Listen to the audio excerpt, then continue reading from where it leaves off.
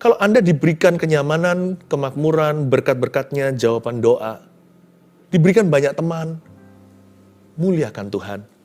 Dengan semua yang Tuhan sudah berikan. Itu semua adalah alat saja. Itu semua hanya instrumen dan kendaraan. Sumbernya adalah Tuhan. Kalau Anda belum subscribe di channel ini, segera supaya Anda bisa mengikuti terus rema-rema dari Roh Kudus ya.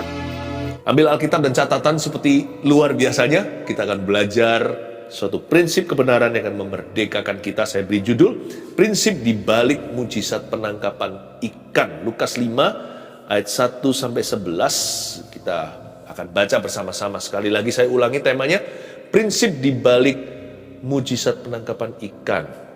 Jangan frustrasi ya, jikalau Anda semalam-malaman tidak dapat apa-apa ceritanya. Yang penting gini, prinsipnya kalau Tuhan berbicara, jangan dibantah. Anda tidak akan menyesali nanti, jikalau hatimu percaya. Memang kita nggak langsung lihat reward atau upahnya, tapi kalau kita tekun dan setia dalam percaya kita akan melihat perbedaan nanti. Akan ada perbedaan antara orang yang percaya dan yang ragu. Orang yang sungguh-sungguh dengan yang bimbang hati. Orang yang segenap hati dengan orang yang tidak menanamkan, merenungkan firman di dalam dirinya. Mari kita baca bersama-sama Lukas 5 ayat 1-11, saya bacakan. Pada suatu kali, Yesus berdiri di pantai Danau Genesaret. Sedang orang banyak mengerumuni dia, hendak mendengarkan firman Allah.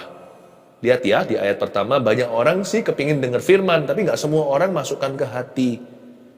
Firman itu nggak cukup hanya didengarkan, tapi firman itu harus diyakini, dipercayai. Karena firman itu apa sih? Firman itu kata-katanya Tuhan. Kalau kita nggak percaya sama kata-kata Tuhan, berarti kita nggak percaya sama Tuhan. Kalau ada suatu orang bilang sama Anda ya, sesuatu, lalu Anda meragukannya, itu mungkin yang Anda ragukan adalah pribadinya. Mungkin orang itu penipu. Anda uji dulu. Nah kalau kita ragu akan firman Tuhan, berarti kita ragu akan perkataannya. Berarti yang kita ragukan adalah pribadinya. Nggak main-main loh, unbelief. Roh tidak percaya itu bukan dosa biasa. Karena itu kalau Tuhan mengatakan sesuatu, percayalah. Sekalipun nggak masuk akal kita. Sekalipun sekarang kita belum melihat hasilnya. Kalau Tuhan bicara sesuatu, jangan malah justru seperti Sarah, tertawa ketika diberitahu tahun depan kamu akan punya anak semata wayang. Sekalipun Sarah sudah tua, sudah lewat masa-masa bisa hamil atau bisa mendapat keturunan. Tapi kalau Tuhan bicara jangan ditertawakan. Nggak perlu juga dipertanyakan. Apa yang kita perlu pertanyakan adalah pengajaran. Kalau Tuhan ajar sesuatu kita renungkan. Nggak ngerti, cepat angkat tangan. Tanya dulu. Nggak apa-apa itu, karena itu adalah ilmu belajar. Kalau pengajaran kita perlu untuk bertanya. Tetapi kalau itu sudah jelas di depan kita, tinggal percaya. Jikalau kita mempertanyakannya, itu bukan lagi keluar dari kehausan dan kelaparan untuk mengenal firman Tuhan. Wong firman Tuhan kita sudah tahu dan kenal kok. Tinggal percaya aja, kita nggak mau kita pertanyakan. Karena itu, jangan mempertanyakan Tuhan jikalau dia bicara dalam kehidupanmu. Karena cikal bakal mujizat adalah iman percaya pada perkataannya. Ayat 2, ia melihat 2 perahu di tepi pantai. Nelayan-nelayannya telah turun dan sedang membasuh jalannya. Ada nelayan-nelayan di situ, nanti Yesus ketemu sama murid-muridnya. Di sana ada 2 perahu, mereka sedang membasuh jala. Kayaknya sih nggak dapat tangkapan nih. Ia naik ke dalam salah satu perahu itu, yaitu perahu Simon. Simon ini Simon Petrus, dan menyuruh dia supaya menolakkan perahunya sedikit jauh dari pantai. Kenapa Yesus minta menolakkan perahunya jauh dari pantai? Karena Tuhan perlu jarak untuk bicara pada kerumunan orang yang ada di pinggiran. Di pinggir pantai itu banyak berbondong-bondong datang karena mereka haus dan lapar akan firman. Tuhan pinjam perahu seorang nelayan namanya Simon yang nanti menjadi muridnya yaitu Petrus. Tuhan pinjam perahunya. Lihat ya, kalau Tuhan pinjam sesuatu dari hidupmu akan dikembalikan. Tuhan tidak pernah berhutang sama siapa-siapa. Lalu ia duduk dan mengajar orang banyak dari atas perahu. Setelah selesai berbicara, ayat 4, ia berkata kepada Simon, bertolaklah ke tempat yang dalam dan tebarkanlah jalamu untuk menangkap ikan. Tadi di ayat 3, perhatian Tuhan adalah kepada khalayak ramai. Tapi setelah mereka semua bubar, udah selesai, doa berkat, ayo kalian pulang ke rumah. Lalu Yesus berkata, ayo terus dayung lebih jauh. Setelah itu, atensi Yesus atau perhatiannya tertuju kepada sang pemilik perahu. Jadi jangan terburu-buru, kalau rasanya doaku kok belum dijawab. Seolah-olah, apakah mungkin Tuhan belum memperhatikan? Bukan, Tuhan ingin kita untuk melayani bersama Dia dulu. Tuhan lagi pakai hidup kita, jadi janganlah kita manja. Nanti setelah selesai ia beracara dengan orang banyak, pinjam perahumu, nanti suatu saat segera Tuhan akan memperhatikan kebutuhan Anda. Carilah dahulu kerajaan sorga dan kebenarannya, segala sesuatu akan ditambahkan nantinya. Jadi sama Tuhan itu jangan perhitungan. Aku kalau begini, aku dapat apa? Kalau aku melayani, apa untungnya? Jikalau Tuhan gerakkan saya untuk melakukan sesuatu sesuai firman, dan itu sifatnya berkorban, misalkan korban waktu, atau kita yang menabur dulu, kita yang mengasihi sekalipun orang lain belum membalas budi. Apa untungnya bagi aku? Jangan hitung-hitungan sama Tuhan. Please jangan terus perhatikan papan skornya. Percayalah, sama Tuhan itu selalu ada ujung yang baik. Nah, Petrus untungnya dia tidak ngomel ya. Dipinjam perahunya, Petrus nggak diperhatikan. Lalu setelah Yesus selesai bicara sama orang banyak, baru setelah itu dia dapat perhatian Tuhan. Untungnya Petrus tidak manja, dia punya hati seorang murid. Lalu setelah Yesus selesai berbicara, ia berkata kepada Simon, "Now I'm paying attention to you." Sekarang aku akan memperhatikanmu. Bertolaklah ke tempat yang dalam, tebarkanlah jalamu untuk menangkap ikan. Tuhan berkata-kata, Tuhan mulai angkat bicara. Simon menjawab sebagai nelayan, "Guru, telah sepanjang malam kami bekerja keras dan kami tidak menangkap apa-apa. Tetapi karena engkau menyuruhnya, aku akan menebarkan jala juga." Masuk akal, saya ngerti. Karena Petrus belum kenal, tak kenal maka tak sayang. Dan Simon Petrus di sini menjawab, "Guru, telah sepanjang malam kami bekerja keras." Ini termasuk sudah polite atau sangat sopan sekali. Harusnya Petrus bisa gaya-gayaan. Yang nelayan siapa? Yesus itu kan anak tukang kayu. Yusuf itu kan carpenter. Harusnya Petrus berkata, "Kamu tahu apa tentang perikanan? Tahu apa tentang jala?" Memang mereka memancing pada malam hari. Mungkinkah karena malam lebih gampang dapat tangkapan? Karena ikan-ikan itu tidak kelihatan jelas. Mungkin kalau lihat bayang-bayang ada perahu, ada jala, dia udah trauma. Ikan-ikan itu pinter instingnya. Mereka tahulah. Mereka tahu, mereka mungkin bisa ngerti secara instinctively bahwa itu adalah jalan nelayan, itu adalah jebakan. Saya nak mau mati hari ini, jadi menghindari. Jadi kalau terang hari, malah kelihatan. Ikan semakin susah untuk masuk ke dalam jala atau pancingan. Jadi mereka semalam-malamannya aja nggak dapat kok, apalagi sekarang siang hari bolong. Dalam terang benderang. Satu, waktunya salah. Timingnya lo nggak pas. Lalu yang memberi instruksi itu nggak ngerti apa-apa soal perikanan. Jangan lupa, perikanan mungkin nggak. Tapi dialah yang menciptakan segala sesuatu dan memberi ilmu di dalam setiap benak manusia beserta bakat dan talenta. Kalau Tuhan bicara, jangan kita sok tahu. Kalau Tuhan ngomong sesuatu, jangan kita bantah dulu. Karena He's always right, you see. We're always wrong. Dia selalu benar, kita selalu salah. Karena Tuhanlah firman. Kalau kita kan harus sesuai firman hidup kita. Kalau nggak sesuai firman, nggak ada penyertaan. Tuhan Yesus itu, misalkan kalau Tuhan Yesus itu, gitu aja, itu sudah firman. Karena dia firman. Apapun yang keluar dari mulutnya itu firman Allah. Nggak ada keisengan. Kalau kita harus cocok-cocokkan dengan firman Tuhan. Jadi kalau Tuhan bicara itu, percaya sajalah, ya. Untungnya Simon itu punya sedikit iman. Dia yakin ini pasti berujung sesuatu. Karena itu di ayat 5b dia mengatakan begini. Dia menyanggah dirinya sendiri. Tetapi karena engkau menyuruhnya. Wow, itu luar biasa. Ini masih pasal awal-awal Lukas loh ya. Berarti belum terlalu kenal gimana. Mungkin baru samar-samar. Tapi Petrus sudah punya iman. Anda tidak perlu tahu seluruh Alkitab untuk punya iman. Anda perlu mendengar firman Tuhan dan langsung beriman. Tidak perlu Anda menjadi seorang ahli Taurat dulu. Tapi jadilah seorang anak kecil di hadapan Tuhan. Yang hatinya mudah sekali to believe. Tetapi karena engkau menyuruhnya, ya, lugu ya, sangat innocent sekali karena Tuhan yang suruh.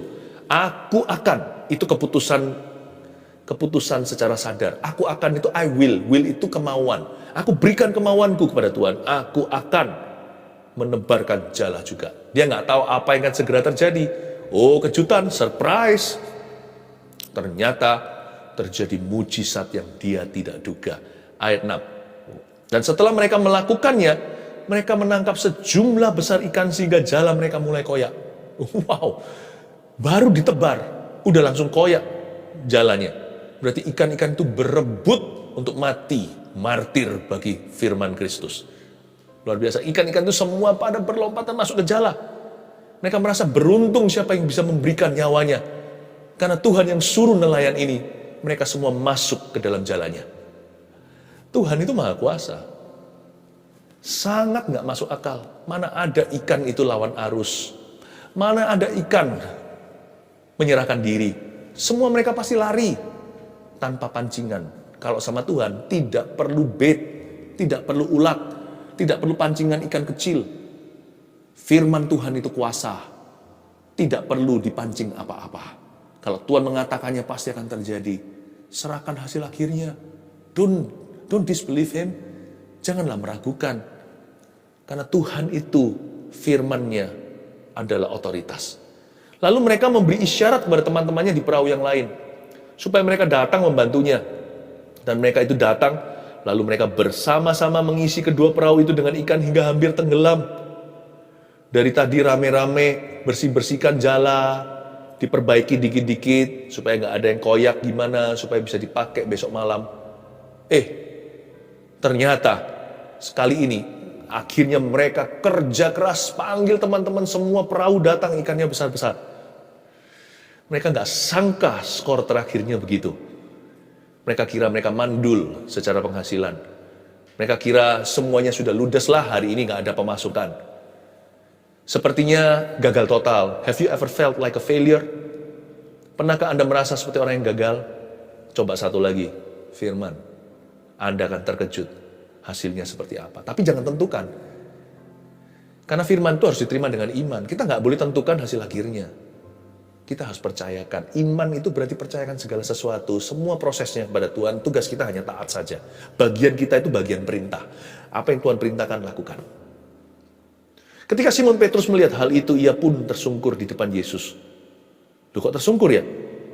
Harusnya kan melompat kegirangan. Ini kok aneh? Coba baca lagi ayat 8. Ketika Simon Petrus melihat hal itu, ia pun tersungkur di depan Yesus dan berkata, Tuhan, pergilah daripadaku karena aku ini seorang berdosa. Ini orang aneh beneran. Tapi sesungguhnya yang dia lakukan ini sangat mulia. Petrus mengajarkan kita sesuatu, tidak heran di dalam tangannya akhirnya Yesus berikan kunci kerajaan sorga. Orang ini punya suatu karakter yang kita jarang miliki. Sekalipun dia ini orangnya kadang-kadang pelin-pelan atau bisa berubah-ubah dan gegabah.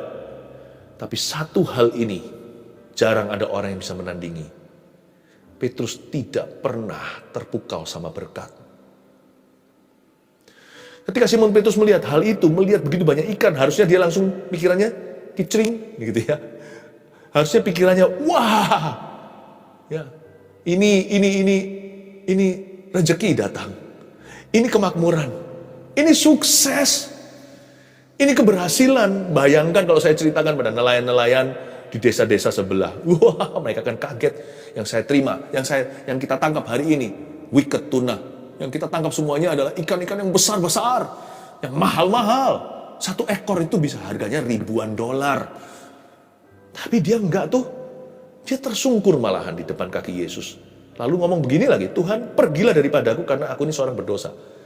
Mulut berkata pergilah, tangannya pegangin kakinya. Lucu ya? Memang Petrus begitu. Pokoknya dia itu impulsif dulu. Tapi sebenarnya hatinya itu cinta. Dari sini kita tahu ketulusan hatinya. Petrus berkata, pergilah Tuhan. Aku gak layak terima berkat kayak gini. Tapi tangannya pegangin kakinya Tuhan Yesus.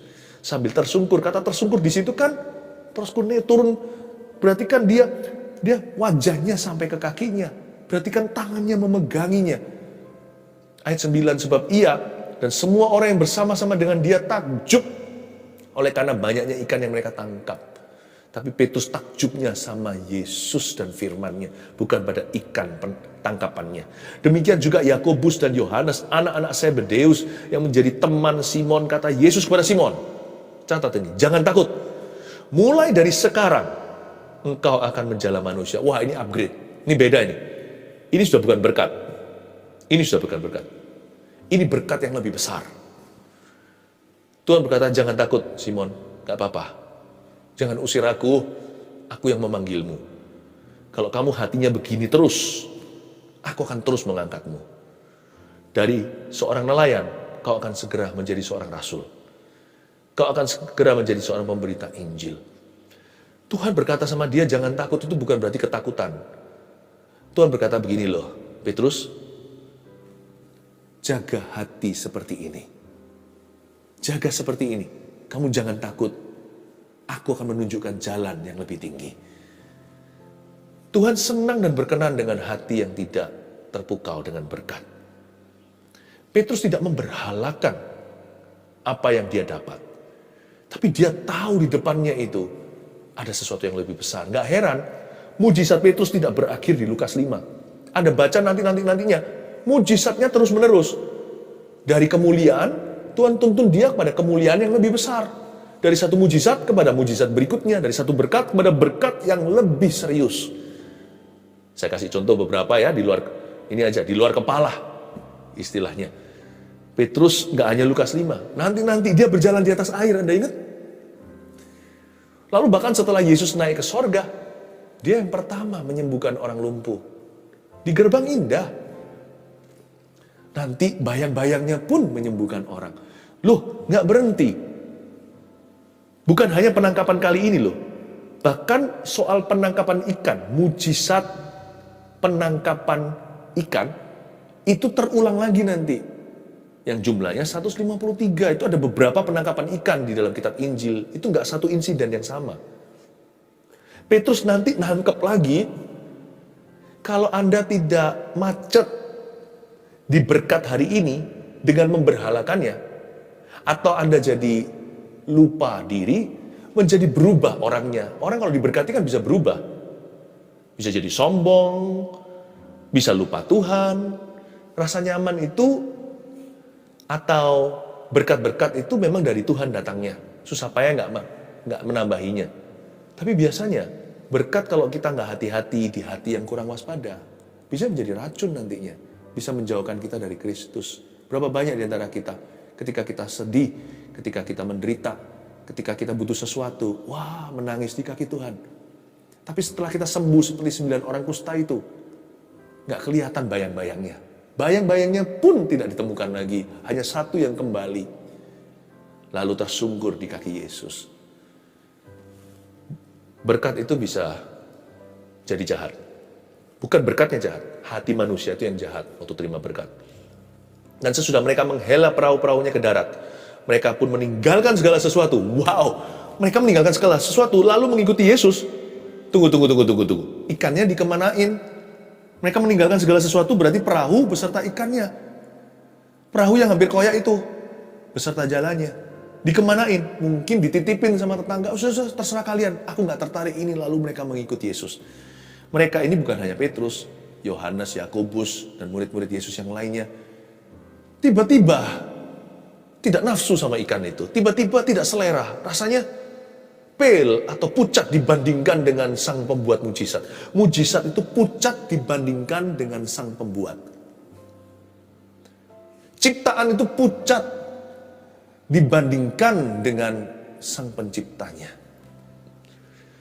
Mereka tidak kepingin. Tentunya tidak dibiarkan busuk karena itu berkat dari Tuhan. Mungkin mereka titipkan kepada anak Zebedeus, berarti kan papanya Zebedeus. Mungkin dititipkan sama papanya. Papa yang take care aja. Aku lebih tertarik untuk ikut Yesus ini. Demikian pula Petrus. Prinsip dibalik penangkapan ikan ada apa aja ya? Tulis satu dari yang kita tadi baca semuanya ini. Lakukan saja jika Tuhan yang mengatakannya. Tuliskanlah. Just do it if God says so. Kalau Tuhan yang mengatakannya, janganlah kita bantah. Kalau Tuhan berbicara, lakukan saja. Mujizat nggak mujizat, berkat nggak berkat. Mujizat dan berkat kan hanya bonusnya. Yang penting taat. Ku yakin saat kau berfirman, pokoknya kalau Tuhan bicara, udah itu final buat saya. Kalau Tuhan suruh saya ngampuni tetangga saya, 7 kali 70 kali, dia cari gara-gara. Kalau Tuhan bicara, saya nggak perlu tanya nanti, apakah dengan mengampuni dia, saya diberkati? Apakah dengan mengampuni orang itu berubah? Lalu dia minta maaf sama saya? Enggak tentu. Tapi kalau Tuhan bicara, itu titik bukan koma. Kalau Tuhan sudah ngomong sesuatu, kalau Tuhan berkata-kata, bagi saya itu sudah otoritas. Ingat Sadrak, Mesak, Abednego? Dia tentunya tahu sebagai orang Yahudi, umat pilihan Allah, orang Israel, bahwa tiada Allah lain, jangan ada padamu Allah lain di hadapanku. Bukankah itu yang turun dari Gunung Sinai di tangan Musa 10 perintah Allah? Waktu dia dipaksa untuk menyembah pada patung buatan daripada raja di Babilonia. Tahu apa kata mereka? Dia berkata, raja kami tidak akan sujud menyembah. Dengan polite tentunya, dengan sopan, tapi dia menolaknya. Berarti kamu akan mati. Kamu akan dilemparkan ke dalam api yang dipanasi 7 kali. Lalu Sadrak, Mesak, Abednego cetuskan imannya. Kami percaya, Tuhan kami sanggup untuk meluputkan dan menolong kami di dalam api. Dia sanggup melepaskan kami unharmed, tidak terluka sama sekali. Karena mereka tahu, kalau mereka melakukan firman Tuhan ada kuasa. Tapi mereka juga jaga-jaga. Backup plan-nya di sini. Backup plan mereka bukan murtad. Backup plan mereka bukan begini. Kalau Tuhan tidak tolong kami, maka kami akan berubah setia. Kalau Tuhan tidak menunjukkan mujizat, maka kami juga akan berhenti taat. Enggak, backup plan mereka tetap ketaatan dengan segala resikonya. Ini yang mereka katakan. Tapi jikalau Allah kami tidak menolong kami terbakar hangus di dalam api, Raja, Baginda yang kami hormati, kami tetap tidak akan melanggar firman Tuhan. Kami tidak akan mencemari kata-kata Allah kami. Jangan ada padamu Allah lain di hadapanku. Kami tetap tidak akan tunduk kepada patung sembahanmu. Wow. Mereka tahu bahwa mujizat dan berkat itu hanya bonusnya. Yang penting kita taat. Karena Tuhan Yesus itu firman. Dia adalah ya dan amin. Bukan ya dan tapi. Bukan ya dan jikalau. Bukan ya dan apabila. Ya dan amin itu tutup buku. Sebelum terjadi apa-apa di hati sudah konklusi. Tuhan ngomong begini, aku laksanakan. Lakukan saja jika Tuhan mengatakannya. Yang kedua, percayakan kepada Tuhan hasil akhirnya. Jangan lihat scoreboard atau papan skor melulu. Jangan perhitungan sama Tuhan Yesus. Percayakan hasil akhirnya. Kalau Anda tentukan, rugi. Karena Tuhan itu selalu memberikan kepada kita. Ini firman Allah ya. No eye has seen, no ear has heard, no mind has conceived what the Lord has prepared. Tidak ada telinga yang mendengar, belum ada yang mata yang melihat, dan belum sempat dipikirkan, tidak berani dibayangkan. Hal-hal itulah yang disediakan oleh Allah bagi orang-orang yang percaya dan berharap kepadanya, bagi mereka yang mengasihi Yesus. Wah, kalau saya tentukan kan nanti saya hanya dapat berkat manusia. Tapi kalau saya percayakan, mungkin yang saya peroleh adalah mujizat Allah yang tidak bisa kita rumuskan. Siang hari bisa tangkap ikan, besar-besar koyak lagi, semalam-malaman nggak jadi. Itu juga jalannya baru aja diperbaiki, itu belum selesai, belum kelar, sudah dipakai lagi. Seharusnya koyak beneran. Kata koyak di situ untuk menunjukkan seharusnya koyak. Tapi ada tangan malaikat yang memegang sehingga ikan itu tidak keluar dari lubang-lubang jala. Ada banyak hal nggak ada rumus dan teorinya kalau Tuhan bekerja. Tapi kalau manusia melalui proses alami, rugi kalau hanya itu yang kita percayai. Percayakan kepada Tuhan hasil akhirnya. Tapi sekali lagi, poin 1, jangan mudah kecewa. Mujizat dan berkat hanyalah bonusnya. Yang penting kita taat. Yang ketiga, jangan berhalakan sukses yang diberikannya. Jangan berhalakan. Kalau Tuhan kasih kita sesuatu, jangan disembah. Tapi sembahlah Tuhan dalam sesuatu itu. Kalau Tuhan memberikan kita keberhasilan, sembahlah Tuhan di dalam keberhasilan. Seperti Petrus lakukan, dia bersujud di kakinya. Bukan malah lari seperti 9 orang kusta yang menghilang. Kalau Anda diberikan kenyamanan, kemakmuran, berkat-berkatnya, jawaban doa, diberikan banyak teman, muliakan Tuhan. Dengan semua yang Tuhan sudah berikan. Itu semua adalah alat saja. Itu semua hanya instrumen dan kendaraan. Sumbernya adalah Tuhan. Tuhan memberi, Tuhan mengambil, terpujilah nama Tuhan.